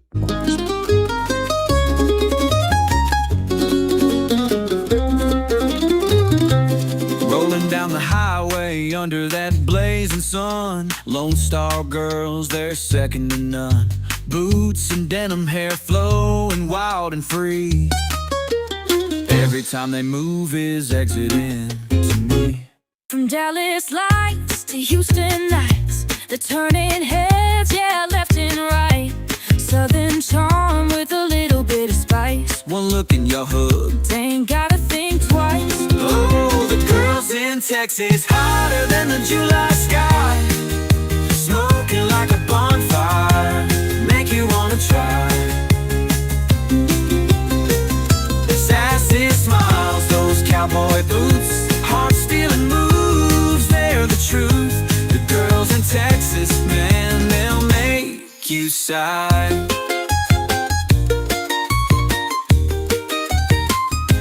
San Antonio sunsets, they light up the town. Golden tan skin, they're the talk all around. In Austin, they're grooving to the music scene. Rhinestone hotties, living that Texas dream. From Amarillo Plains to Corpus Waves, every curve's a story, every smile saves. They've got a spark that you can't resist. It's Texas heat, baby, sealed with a kiss. Oh, the girls in Texas, hotter than the July sky. Smoking like a bonfire, make you wanna try. Sassy smiles, those cowboy boots, heart still in moves, they're the truth. The girls in Texas, man, they'll make you sigh.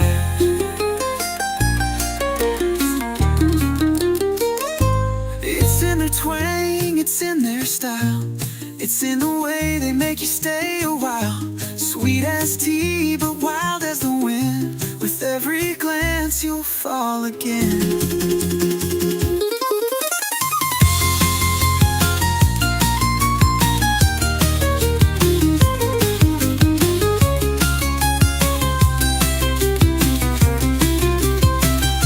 Oh, the girls in Texas, hotter than the July sky. Smoking like a bonfire, make you wanna try. Sassy smiles, those cowboy boots, heart-stealing moves, they're the truth. The girls in Texas, man, they'll make you sigh.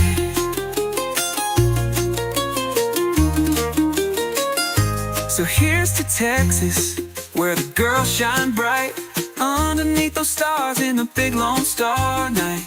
If you've never seen them, you're missing out. Texas girls, that's what it's all about.